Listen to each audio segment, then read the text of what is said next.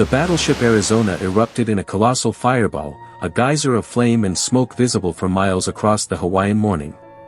Below decks, over 1 million pounds of gunpowder had detonated, instantly obliterating the ship's forward section. In less than 9 minutes, 1,177 sailors were dead, nearly half of all American casualties that terrible day. Rear Admiral Isaac Kidd and Captain Franklin Van Valkenburg perished at their posts, directing a desperate defense against an unseen enemy that had descended without warning. This catastrophic destruction, a surprise attack meant to break American will, would instead forge a resolve so fierce it would reshape the very course of history. But how did Japan, a nation led by brilliant strategists, so fundamentally misread the American spirit, leading to such a devastating miscalculation? The answer lies in a story of cultural arrogance and a fatal underestimation of a seemingly reluctant giant. In the spring of 1940, aboard the flagship Nagato, a Japanese naval officer grappled with a daring scheme that would define his professional destiny. Admiral Isoroku Yamamoto was the sole architect of this concept. No directive had compelled him to devise an assault on the United States Pacific Fleet at Pearl Harbor. The notion sprang from his own strategic acumen, born from his conviction that if conflict with America became inevitable, Japan's singular hope lay in a crushing initial blow. Ironically, the very man who would orchestrate the most stunning surprise attack in modern naval annals was also the one who understood, better than anyone in Japan, why it was ultimately doomed to fail. Yamamoto had spent considerable time in the United States. From 1919 to 1921, he pursued studies at Harvard University, officially enrolled as an English-language student. However, a significant portion of his time was devoted to scrutinizing the petroleum sector, the lifeblood of American power. During his summer breaks, he crisscrossed the nation, hitchhiking through various states and personally inspecting oil fields in Texas to witness America's industrial might firsthand. He was a perceptive observer of American society. His Harvard peers recalled him as diligent but not obsessive, remarkably inquisitive and imaginative. When introduced to poker, he became consumed by the game, often staying awake all night to master it. He delved into the mathematics of chance, the psychology of deception, and the art of interpreting opponents. These card games imparted a crucial insight about Americans that his Japanese colleagues never grasped. Americans were not impulsive, they were methodical, playing the long game, willing to absorb immediate losses to establish winning positions. And when they held a strong hand, they pressed their advantage relentlessly. Later, while serving as Naval Attache in Washington from 1926 to 1928, Yamamoto extensively traversed the United States. He visited automobile factories in Detroit, observing assembly lines that churned out vehicles at what seemed like impossible rates. He toured the steel mills of Pittsburgh and the oil refineries of Texas. He meticulously calculated tonnage and production figures, drawing conclusions that filled him with dread. Anyone who has seen the auto factories in Detroit and the oil fields in Texas, Yamamoto later remarked, knows that Japan lacks the national power for a naval race with America. During his Washington assignment, he also played poker with American naval officers, consistently winning. He developed what he later termed contempt for the mental dexterity of his American card-playing adversaries. Yet, he never confused aptitude at the card table with national character. Yamamoto understood a truth his fellow Japanese military leaders refused to acknowledge: America was neither soft nor weak, and it would not sue for peace after a single devastating strike. When Prime Minister Fumimaro Konoe inquired about the prospects of war with the United States, Yamamoto provided an answer that would prove chillingly accurate. He stated that if commanded to fight, he could unleash havoc for the initial 6 months, achieving triumph after triumph. However, he harbored no expectation of continued success should the conflict extend beyond that period.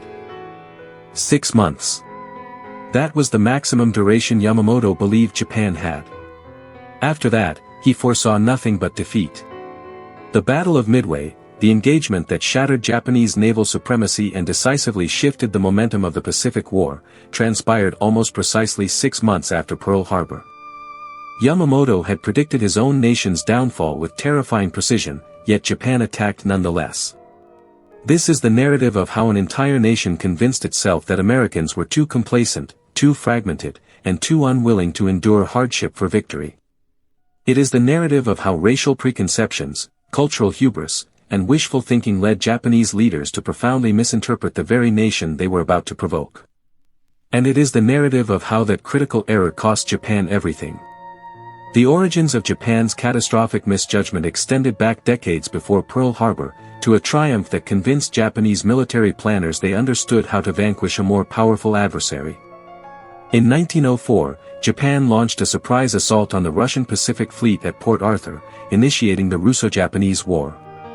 The parallels to Pearl Harbor were stark: a sudden strike without a formal declaration of war, a crippling blow against an enemy fleet caught at anchor, the destruction of naval power before the adversary could mobilize.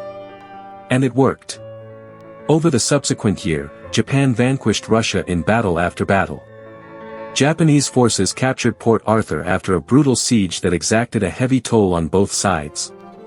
At Mukden, in what was then the longest land battle in modern history, Japanese troops outflanked the Russian army and seized the city.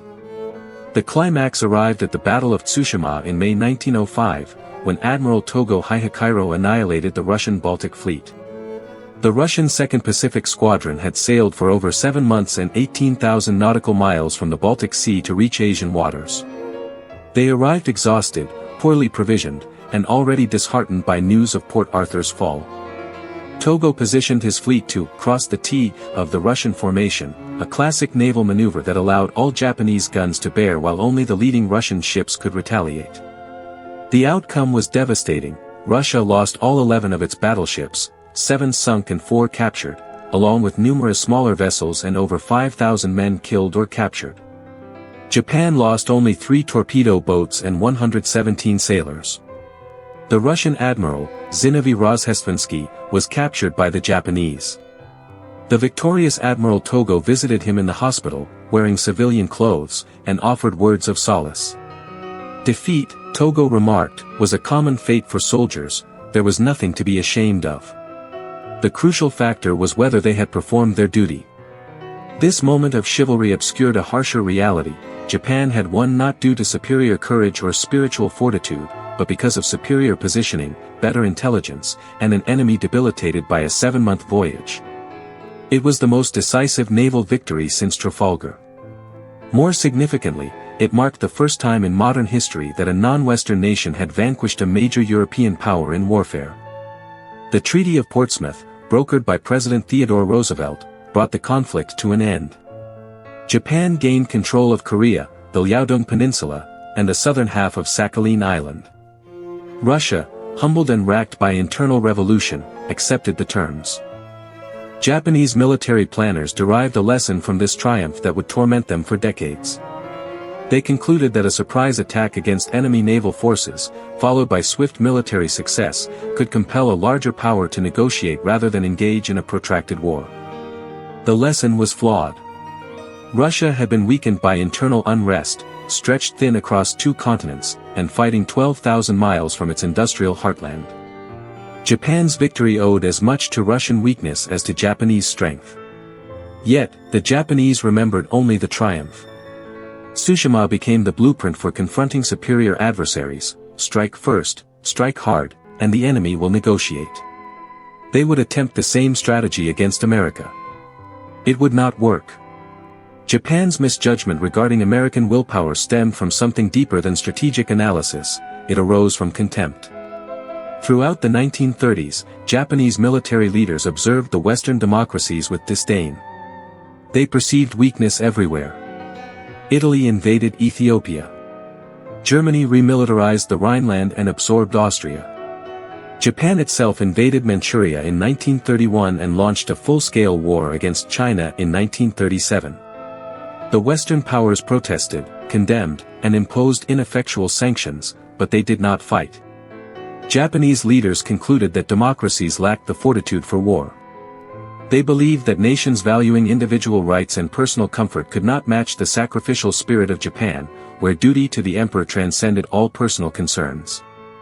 The Japanese military was convinced of its own people's readiness to make any sacrifice for their nation. They were equally scornful of what they perceived as the softness of American and European democracies, where loyalty and patriotism were tempered by concern for individual rights and well-being. This contempt was reinforced by the racial ideology that permeated Japanese military culture. Many Japanese officers believed that Americans were fundamentally inferior warriors, too attached to luxury and comfort to endure the rigors of prolonged conflict. They cited America's isolationist politics, its divided public opinion regarding involvement in foreign wars, and its apparent reluctance to fight as proof of national debility. One Japanese military assessment from 1941 concluded that the American people loved luxury, that their culture was shallow and meaningless, and that they lacked the spiritual strength for sustained warfare. It was a catastrophic misreading of American character. Yamamoto, who had actually lived among Americans, attempted to correct this delusion. He delivered a speech warning that while most people considered Americans to be luxury-loving and weak, this was a grave error. The Americans, he declared, would respond to attack with determination and fury. Nobody listened. There was one final calculation Japanese leaders made before Pearl Harbor. They believed that even if America retaliated, its industrial capacity would take years to mobilize. Japan would gain time to consolidate its conquests, establish a defensive perimeter across the Pacific, and compel America to accept a negotiated settlement rather than fight a long war to reclaim distant islands. This, too, was incorrect. Japan's military planners knew, in the abstract, that America possessed enormous industrial potential. Internal Imperial Navy studies conducted in 1943 explicitly showed the trends in American shipbuilding that would eventually overwhelm Japan. They understood the figures. Yet, they convinced themselves that democracy rendered this potential irrelevant. They believed that American workers would not accept the sacrifices of wartime production, that labor disputes would paralyze factories, that a divided Congress would obstruct mobilization, and that the American public would demand peace rather than endure years of rationing and casualties. They were gambling that Americans would choose comfort over victory. In 1939, American aircraft production for the military was less than 3,000 planes annually. Adolf Hitler's advisors were informed that President Roosevelt's calls for 50,000 aircraft per year were mere propaganda, an impossible target. By 1944, however, American factories were producing nearly 100,000 aircraft annually. The United States built more planes in 1944 alone than Japan produced during the entire war. Japanese planners had correctly identified American industrial potential, they simply refused to believe that a democratic society could actually harness it. On July 26, 1941, President Franklin Roosevelt froze all Japanese assets in the United States. Britain and the Dutch East Indies followed suit within days. The immediate catalyst was Japan's occupation of French Indochina on July 24. With France under German occupation, the Vichy government had agreed to Japanese military bases in the colony. Japanese forces quickly occupied Cam Ranh Naval Base, positioned just 800 miles from the Philippines, where Americans had troops, and threatening the British base at Singapore. Roosevelt's response was swift and severe. The asset freeze did not merely restrict trade, it effectively terminated all commercial relations between Japan and the United States. Japanese bank accounts were frozen. Japanese ships in American ports could not load cargo. Contracts were voided. Trade that had flowed for decades ceased overnight. Britain and the Dutch East Indies mirrored the American action. The combined effect was catastrophic for Japan. The nation lost access to 3/4 of its overseas trade and 88% of its imported oil. The numbers were stark. Japan imported most of its oil from the United States. Without American oil, Japan's reserves could sustain normal operations for perhaps 3 years. Under wartime conditions, with ships and aircraft consuming fuel at accelerated rates, that estimate plummeted to 18 months or less. The Japanese Navy informed Emperor Hirohito that oil reserves would be exhausted within 2 years if new sources were not secured. Army planners calculated that their mechanized divisions would be immobilized even sooner. Japan's military planners faced a terrible dilemma. They could accept American demands to withdraw from China and abandon their imperial ambitions, or they could go to war to seize the oil fields of the Dutch East Indies and the resources of Southeast Asia. For the militarists who dominated the Japanese government, withdrawal from China was unthinkable. It would mean admitting that 4 years of war and hundreds of thousands of casualties had been in vain. It would mean political humiliation and likely the fall of the government. They chose war instead. The military presented war not as a choice but as an imperative. Japan was being throttled. The alternative to war was slow economic death and the abandonment of everything Japan had fought for. What they did not present was an honest assessment of what victory truly demanded. Admiral Yamamoto understood what victory against America would genuinely require. In a letter intended to warn against war, he wrote that it would not be enough to take Guam and the Philippines, nor even Hawaii and San Francisco. To secure certain victory, Japan would have to march into Washington and dictate the terms of peace in the White House. He questioned aloud whether Japan's politicians had confidence in the final outcome. His words were meant as a stark warning about the impossibility of true victory. Japanese militarists later truncated the quote to make it sound like a boast. He was not being rhetorical, he was stating a strategic truth. America was not Russia. It could not be knocked out of the war by naval defeats in distant waters. Its industrial heartland was protected by 2 oceans. Its population was enormous. Its resources were virtually limitless. Yamamoto knew this because he had witnessed it. He had toured American oil fields and automobile factories. He had observed the assembly lines and counted the oil derricks. He understood that any war with America lasting more than a year or 2 would end in Japanese defeat, regardless of how brilliantly Japanese forces fought. Yet, Yamamoto also understood that his country had made its choice. His warning to Prime Minister Konoe had gone unheeded. Japan would fight. And Yamamoto would do his duty, knowing all the while that time was against them. He designed Pearl Harbor not to win the war, but to buy time. If Japan could destroy the American Pacific Fleet and establish a defensive perimeter before American industrial power could mobilize, perhaps, just perhaps, America would choose to negotiate rather than fight a long war to reclaim distant Pacific islands. It was a desperate gamble. Yamamoto knew it. But his superiors refused to listen to his warnings about what would happen if the gamble failed.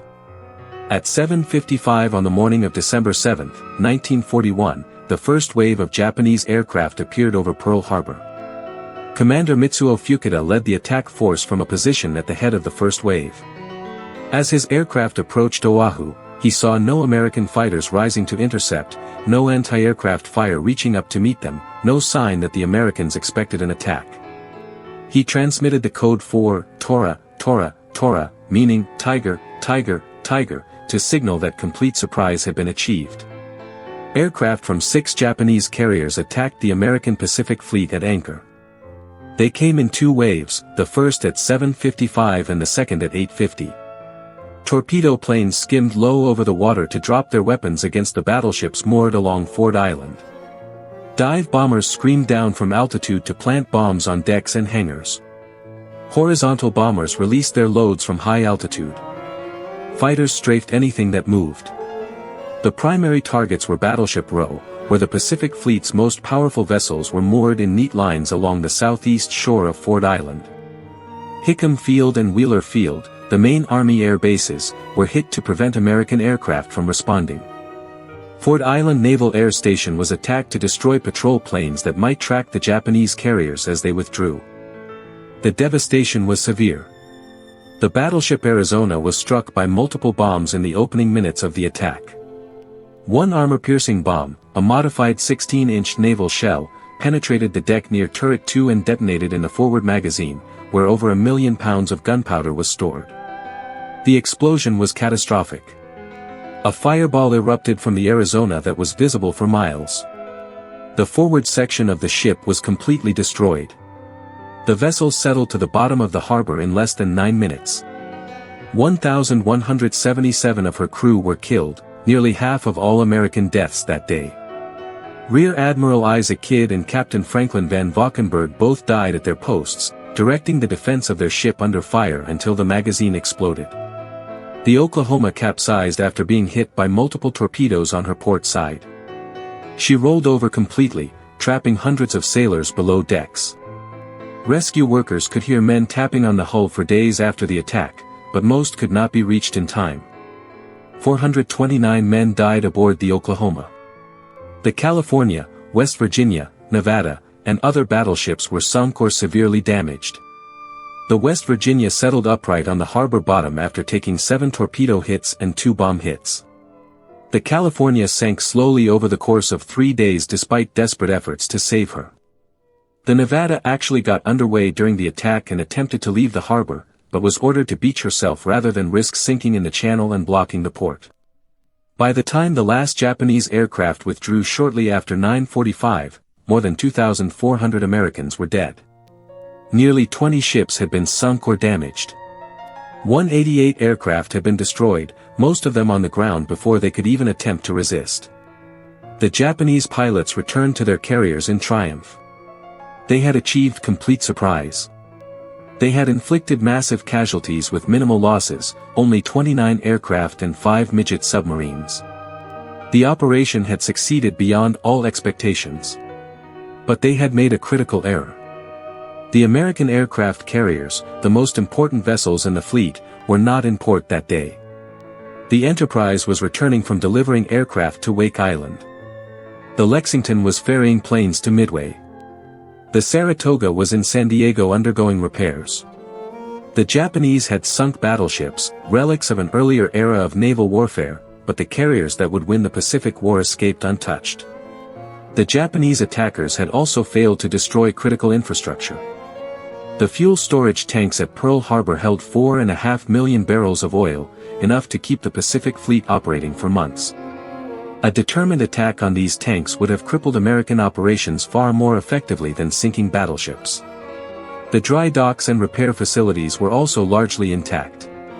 Admiral Chuchi Nagumo, commanding the Japanese carrier force, chose not to launch a third strike.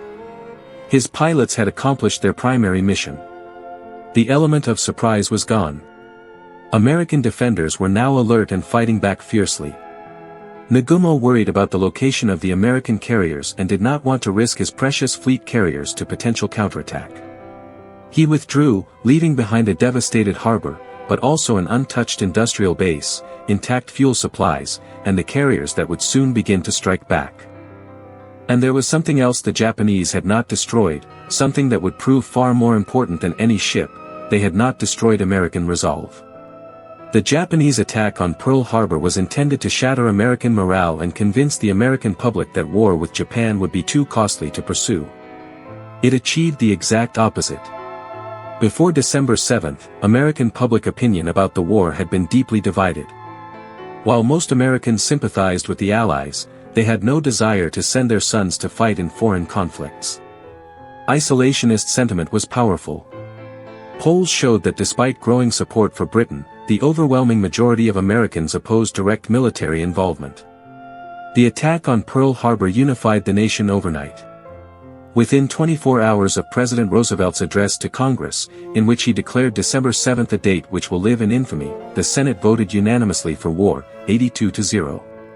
The House of Representatives followed with a vote of 388-1, with pacifist Jeanette Rankin of Montana casting the only dissenting vote. The America First Committee, the most powerful isolationist organization in the country, dissolved itself within days. Before Pearl Harbor, Americans debated whether the war was their concern. After Pearl Harbor, 16 million Americans served in uniform. Japanese planners had expected that the shock of Pearl Harbor would discourage American resistance. Instead, it created a fury that would not be satisfied until Japan surrendered unconditionally. "Remember Pearl Harbor" became the rallying cry of a nation. Every American knew someone who had died in the attack, knew someone who had enlisted to avenge it, or would soon join the fight themselves.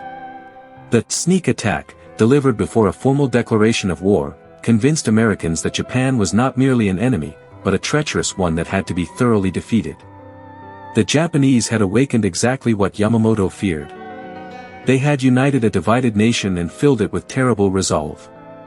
The first evidence that Japan had miscalculated came just 4 months after Pearl Harbor, from the least expected direction.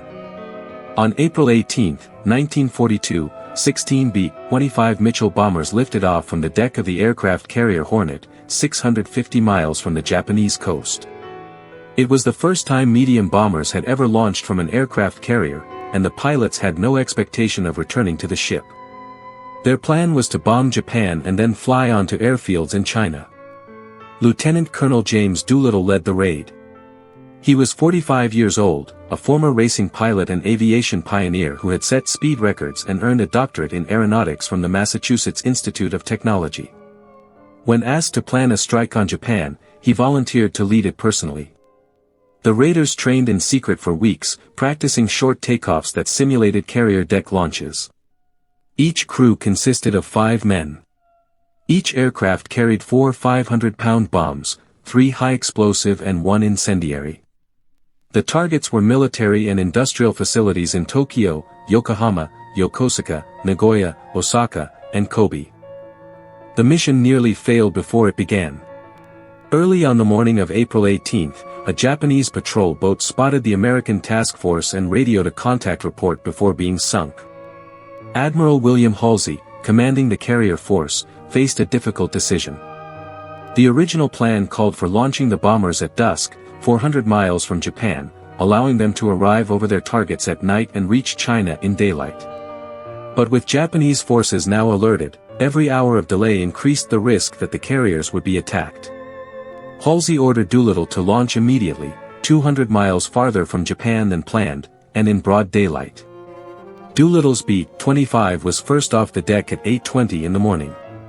The other 15 aircraft followed over the next hour, each crew knowing that the early launch meant they would not have enough fuel to reach their planned landing sites in China. They would have to ditch in the ocean, bail out over Japanese-occupied territory, or hope to reach Chinese lines before their tanks ran dry. All 16 aircraft reached Japan and struck their targets. Doolittle himself bombed an aircraft factory in Tokyo. Other crews hit steel mills, oil tank farms, and military installations. Anti-aircraft fire was scattered. Japanese fighters were slow to respond, having expected any attack to come from carriers much closer to the coast. The physical damage was minimal. Preliminary Japanese reports stated 12 killed and more than 100 wounded. A handful of buildings were destroyed. One bomber slightly damaged the light carrier at Yokosuka, delaying her completion. In terms of military impact, the raid was insignificant, but the psychological impact was enormous. The Japanese military had assured the public that the home islands were invulnerable to attack. The emperor's person was sacred, and his capital was supposed to be protected by an impenetrable ring of defenses. Now American bombers had appeared over Tokyo itself, dropping bombs on the imperial capital in broad daylight. The emperor's own palace had been exposed to danger. The armed forces had lost face in the most humiliating way possible. Schools and civilian buildings had been hit, proving that Japan was not safe from American vengeance. For the Japanese public, the raid shattered the illusion of invincibility. For the Japanese military, it demanded a response. The operation that would become the Battle of Midway was accelerated partly to prevent future raids by extending Japan's defensive perimeter. The humiliation of the Doolittle raid drove Japanese strategic planning for months afterward. Yamamoto's letter to a colleague after the Doolittle raid captured his understanding of American psychology. He wrote that Britain and America might have underestimated Japan somewhat, but from their point of view, it was like having one's hand bitten badly by a dog they were feeding. America, he said, was determined to embark on full-scale operations against Japan. He also noted that the mindless rejoicing at home in Japan over Pearl Harbor was deplorable. It made him fear that the first blow at Tokyo would make the Japanese public wilt on the spot. Yamamoto understood what his fellow leaders did not. The rage was not about the bombs, it was about American willpower. The Americans were coming, and they would not stop until they reached Tokyo itself. Of the 80 crew members who flew the raid, 3 were killed in crash landings or while parachuting. 8 were captured by the Japanese. 3 of those prisoners were executed by firing squad. 1 died of disease and mistreatment in prison. The remaining 4 survived over 3 years of solitary confinement and were liberated at the end of the war. The rest of the raiders reached China, either crash landing or bailing out when their fuel ran dry. Chinese civilians and soldiers helped many of them escape to safety, often at terrible cost. The Japanese army launched a retaliatory campaign across the Chinese provinces where the Americans had landed, killing an estimated 250,000 Chinese civilians in reprisal. Doolittle himself, convinced that the mission had failed because none of his aircraft could be recovered, expected to be court-martialed. Instead, he was promoted to brigadier general and awarded the Medal of Honor. The raid that had caused so little physical damage had achieved something far more valuable. It had proven that Japan was vulnerable and that America was willing to take enormous risks to strike back. Almost exactly 6 months after Pearl Harbor, the Japanese combined fleet steamed toward Midway Atoll with the largest naval force Japan had ever assembled. Admiral Yamamoto's plan was complex and ambitious. He would send a diversionary force to attack the Aleutian Islands, drawing American attention northward. Meanwhile, the main striking force would approach Midway from the northwest. After carrier aircraft neutralized the island's defenses, an invasion force would land and capture the atoll. The real objective was not Midway itself, but the American aircraft carriers. Yamamoto believed that when America learned of the threat to Midway, positioned strategically between Hawaii and Japan, the remaining carriers would sortie to defend it. The powerful Japanese fleet would be waiting to destroy them. Yamamoto brought 4 fleet carriers, the Attaché, Kaga, Soryu, and Hiryu. These were the same carriers that had attacked Pearl Harbor, crewed by Japan's most experienced pilots.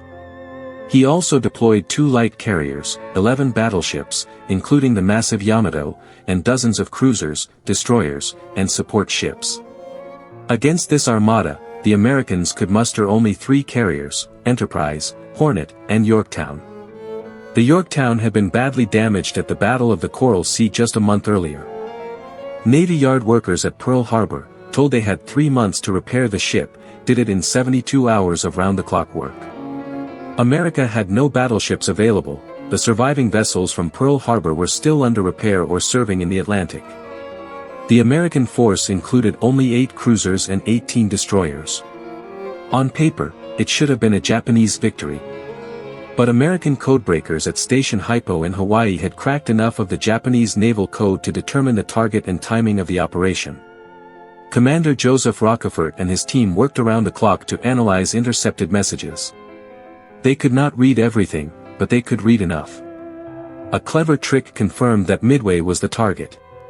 The codebreakers suspected that the Japanese designation AF referred to Midway, but they needed proof. They arranged for the garrison at Midway to broadcast an uncoded radio message reporting that their water purification system had broken down. Within 48 hours, American codebreakers intercepted a Japanese message reporting that AF was short of water. Admiral Chester Nimitz knew that Midway was the objective, knew approximately when the attack would come, and positioned his carriers to ambush the ambushers at a location optimistically codenamed Point Luck. On the morning of June 4, 1942, Japanese aircraft struck Midway while American dive bombers hunted for the Japanese carriers. After hours of confusion and failed attacks, everything changed in 5 minutes. At 10:25 that morning, dive bombers from the Enterprise and Yorktown found the Japanese carriers Attaché, Kaga, and Soryu with their decks full of aircraft being rearmed and refueled. Within minutes, all 3 carriers were burning. The 4th carrier, Hiryu, was found and destroyed that afternoon.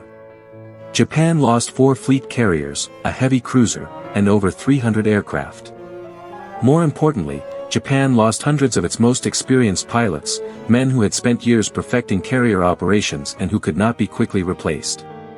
American losses were significant. The carrier Yorktown and a destroyer were sunk. Over 300 American sailors died. But the strategic outcome was clear. Yamamoto's prediction had come true. 6 months after Pearl Harbor, Japan's offensive capability was broken. The Imperial Navy would never again threaten Hawaii or the American mainland. From Midway forward, Japan would be fighting to defend what it had already conquered, and America's industrial machine was just beginning to produce. In August 1942, American forces landed on Guadalcanal in the Solomon Islands. It was the first major offensive operation of the Pacific War and the first test of whether American ground forces could match Japanese soldiers in sustained combat. The landings on August 7 caught the Japanese by surprise. The 1st Marine Division, under Major General Alexander Vandergrift, quickly captured an airfield that the Japanese had been constructing. Within weeks, American engineers completed the runway and named it Henderson Field after Major Lofton Henderson, a Marine aviator killed leading his squadron at Midway. For the next 6 months, the fighting never stopped. The Japanese could not accept the loss of Guadalcanal. The island sat astride the supply routes between America and Australia. If America held it, Japanese positions throughout the South Pacific would be threatened. The Imperial General Headquarters ordered the island retaken at any cost. Japanese forces attacked Henderson Field repeatedly, by land, by sea, and by air. The Marines, and later Army soldiers, fought off assault after assault. The names of the battles, Alligator Creek, Edson's Ridge, the Matanuca, Henderson Field, became legends in Marine Corps history. At sea, the fighting was equally savage. 7 major naval battles were fought in the waters around Guadalcanal. So many ships were sunk that the waters between Guadalcanal and Florida Island became known as Iron Bottom Sound. The Japanese developed the Tokyo Express, high-speed destroyer runs that delivered troops and supplies under cover of darkness. American aircraft from Henderson Field made daytime operations suicidal, so the Japanese came at night. Both sides lost ships at a rate that neither could sustain. The jungle warfare was hellish. Malaria struck down thousands of men on both sides. Tropical diseases, dysentery, and infections from minor wounds killed nearly as many as enemy action. The heat was oppressive. The terrain was brutal. Fresh water was scarce. Supply lines were tenuous at best. Marines who had expected a short campaign found themselves locked in a death struggle that lasted month after month. They ate Japanese rations when their own ran out. They wore rotting uniforms and went weeks without adequate rest. They fought Japanese soldiers who had been taught that surrender was worse than death, and who attacked with a ferocity that American troops had never faced. But when the fighting ended in February 1943, Japan had suffered another defeat it could not afford. The Japanese lost over 14,000 killed in action, 9,000 to disease, and 1,000 captured. They lost 38 ships and over 600 aircraft. More critically, they lost the strategic initiative. Never again would Japanese forces attempt a major offensive in the Pacific. Perhaps as important as the military victory was the psychological one. On a level playing field, American ground forces had beaten Japan's best. The myth of Japanese invincibility on land, established in Malaya and the Philippines, was shattered. And the production disparity that Yamamoto had warned about was becoming impossible to ignore. While Japan and America fought at Guadalcanal, American factories were performing miracles of production that Japanese planners had believed impossible. When President Roosevelt called for 60,000 aircraft in 1942 and 125,000 in 1943, Hitler's advisors dismissed the numbers as propaganda. American military production in 1939 gave no indication that such targets could be achieved. The entire American military had fewer than 3,000 aircraft. The idea of producing 50,000 planes annually seemed like fantasy. But American industry transformed itself with a speed and scale that stunned the world.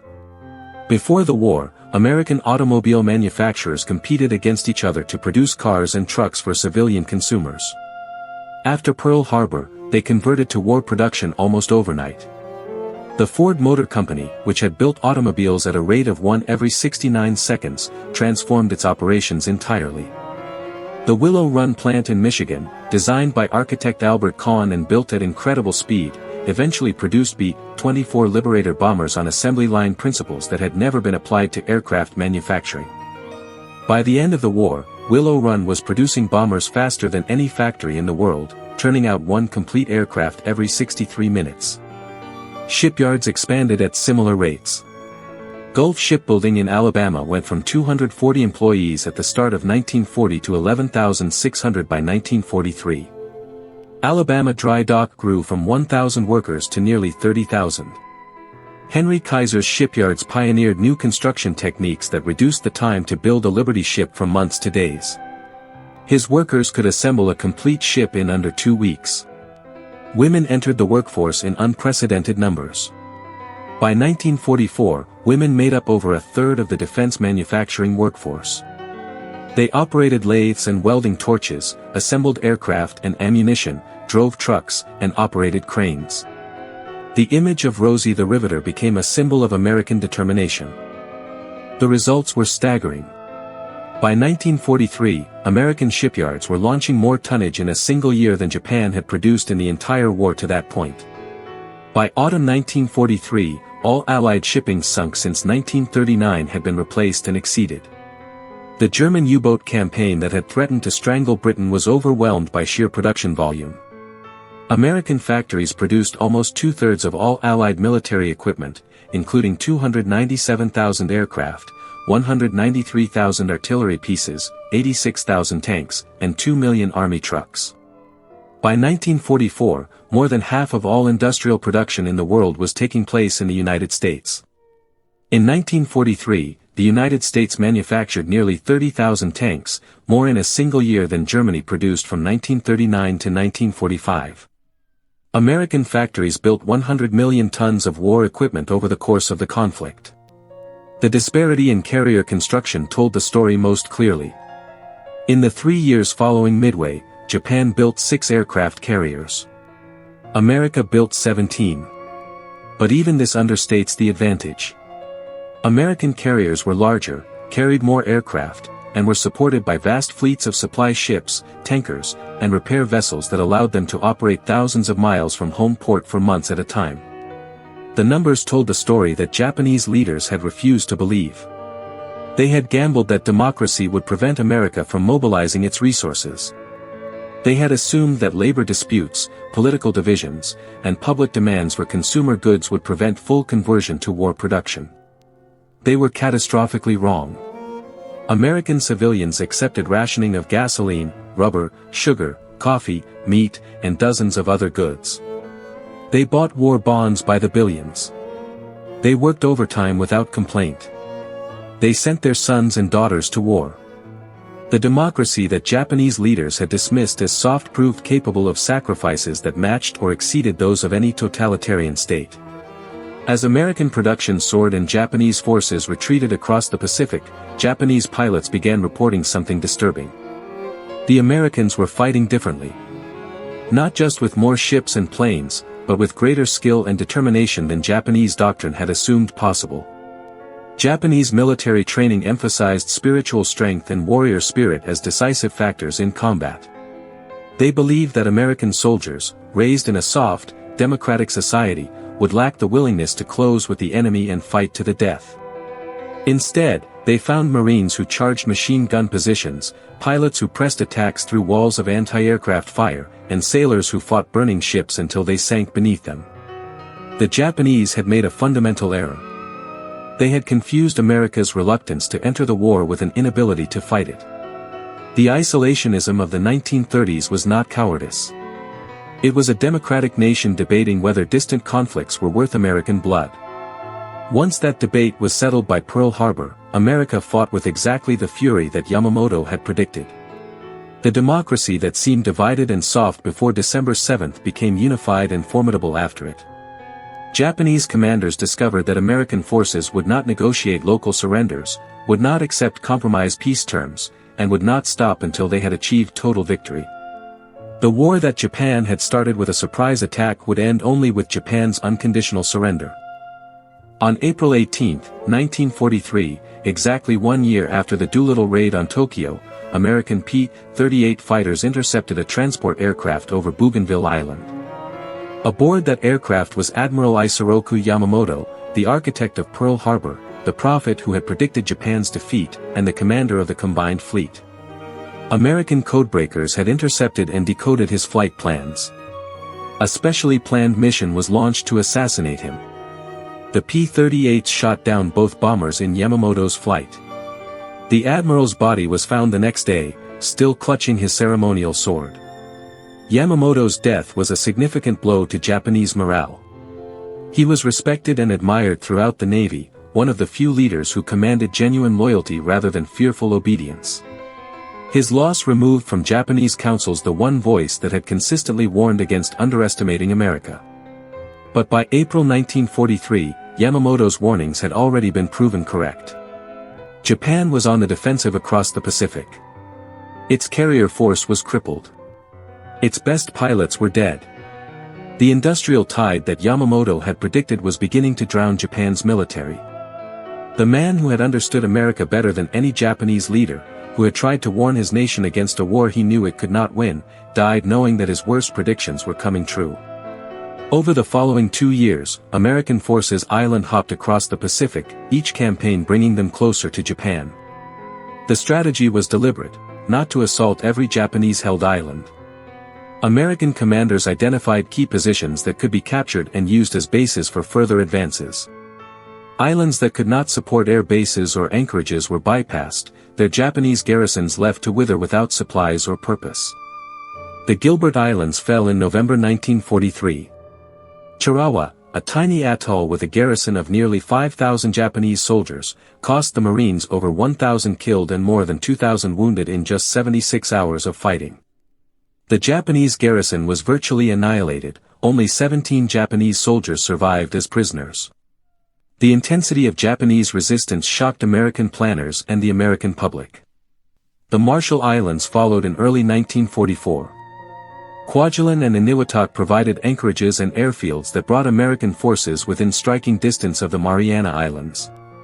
The Marianas Campaign in the summer of 1944 was the decisive strategic blow. Saipan, Tinian, and Guam put American B-29 bombers within range of the Japanese home islands. For the first time since the Doolittle raid, Japan faced the prospect of sustained aerial bombardment. The battle for Saipan lasted 3 weeks. Over 3,000 Americans were killed and more than 10,000 wounded. The Japanese lost nearly 30,000 soldiers, most of whom died rather than surrender. Hundreds of Japanese civilians, convinced by propaganda that Americans would torture and murder them, committed suicide by jumping off cliffs at the northern end of the island. At Iwo Jima in February 1945, U.S. Marines fought for 36 days to capture an island of 8 square miles. The Japanese had fortified the volcanic rock with tunnels, bunkers, and interconnected defensive positions that made every yard of advance a battle. Nearly 7,000 Americans died on Iwo Jima. Another 19,000 were wounded. The Japanese garrison of approximately 21,000 soldiers was virtually annihilated, only about 200 were captured as prisoners of war. The rest died, defending an island that had no strategic value except its airfields. At Okinawa, the fighting lasted almost 3 months and cost over 12,000 American lives. The Japanese deployed kamikaze aircraft in mass attacks for the first time, sinking or damaging dozens of American ships. The civilian population of Okinawa suffered terribly, caught between American bombardment and Japanese soldiers, who sometimes used them as shields or forced them to commit suicide. These casualties were precisely what Japanese strategy had counted on. The militarists had believed that if they made victory expensive enough, Americans would demand peace rather than continue the slaughter. Instead, each bloody victory only strengthened American resolve to finish the job. The sacrifices at Iwo Jima and Okinawa were justified by the promise that they were bringing final victory closer. Polls showed that American public support for the war remained overwhelming even as casualty lists grew longer. By the summer of 1945, American B-29 bombers were reducing Japanese cities to ashes. The firebombing of Tokyo in March killed approximately 100,000 people in a single night. The home islands that Japanese leaders had promised were invulnerable were burning, and still Japan fought on, even as its cities burned and its people starved, because the militarists who had started the war could not accept that they had lost it. The atomic bombs that destroyed Hiroshima and Nagasaki in August 1945 finally brought Japan's surrender. But the outcome had been determined years earlier, in the fundamental miscalculation that led Japan to attack Pearl Harbor. Japanese leaders had believed that Americans were soft, that democracy made nations weak, and that industrial potential meant nothing without the spiritual will to use it. They had believed that a surprise attack would break American morale rather than unite it. They were wrong about everything. 16 million Americans served in uniform during World War II. American factories outproduced all other combatants combined. A nation that Japanese planners had dismissed as too divided and too comfortable to fight, sustained the bloodiest conflict in human history until total victory was achieved. Japan's miscalculation that led to Pearl Harbor was not merely military, it was cultural. Japanese leaders had looked at American society and seen only what they expected to see. They saw jazz music and Hollywood movies, and assumed decadence. They saw labor unions and political debates, and assumed weakness. They saw a nation reluctant to go to war and assumed it was afraid to fight. They failed to understand that American reluctance to enter the war came not from weakness but from democratic deliberation, and they failed to understand that once that deliberation was ended by Japanese bombs, America would fight with a determination that matched or exceeded any Japan could muster. Admiral Yamamoto understood. He had lived in America, played poker with American officers, traveled across the American heartland. He knew that the image of soft, weak Americans was a dangerous illusion. But Yamamoto was overruled by men who had never set foot in the United States, who based their strategic assumptions on racial stereotypes and wishful thinking. They learned the truth only after it was too late to change course. The war that Japan started on December 7, 1941, ended on September 2, 1945, when Japanese officials signed the instrument of surrender aboard the battleship Missouri in Tokyo Bay. The ceremony took place on the deck of a ship named for an American state, under the guns that represented American industrial power, in the harbor of a Japanese capital that had been reduced to ashes. The symmetry was deliberate and devastating. General Douglas MacArthur presided over the surrender. Representatives of all the Allied powers stood behind him. The Japanese delegation, in formal morning coats and top hats, looked stiff and uncomfortable as they signed the documents that ended Japanese imperial ambitions forever. Among the flags displayed on the Missouri was the same flag that had flown over the Capitol building in Washington on December 7, 1941. Another flag present that day was the 31-star flag that Commodore Matthew Perry had carried when he opened Japan to Western trade in 1853. The message was clear: Japan's attempt to build an empire had ended where it began, with American ships in Tokyo Bay. Standing nearby in Pearl Harbor was the Arizona Memorial, where 1,177 American sailors remain entombed in the ship that carried them to their deaths on that Sunday morning when Japan's great miscalculation began. Those men died because Japanese leaders convinced themselves that their attack would break American will. Instead, it forged that will into something unbreakable. The cost of the miscalculation was staggering. Japan lost over 2 million military personnel killed in the war. Civilian deaths from bombing, starvation, and the atomic attacks on Hiroshima and Nagasaki brought the total to nearly 3 million. 6 Japanese cities were destroyed by American bombing. The once proud Japanese Navy was annihilated. The empire that had stretched across Asia and the Pacific was reduced to the 4 home islands. America paid its own price. Over 400,000 Americans died in World War II, including over 100,000 in the Pacific Theater. Millions more were wounded, physically and psychologically. The war cost the United States over $300 billion, a sum that would exceed $4 trillion in modern currency. But America emerged from the war as the most powerful nation on Earth, with an industrial capacity that dwarfed all competitors and a military that could project force anywhere on the globe. The country that Japan had dismissed as soft and decadent had proven itself capable of winning the greatest war in human history. The story of Japan's misjudgment is not simply a story about one war, it is a warning about the dangers of underestimating adversaries, of believing that other peoples are fundamentally different or inferior, of assuming that what looks like weakness is actually weakness. Admiral Yamamoto saw past these illusions because he had taken the time to know America, not as a target to be attacked, but as a nation of human beings with their own strengths and values. His warnings went unheeded because they contradicted what Japanese leaders wanted to believe. The consequences of that self-deception were measured in millions of lives, Japanese and American alike.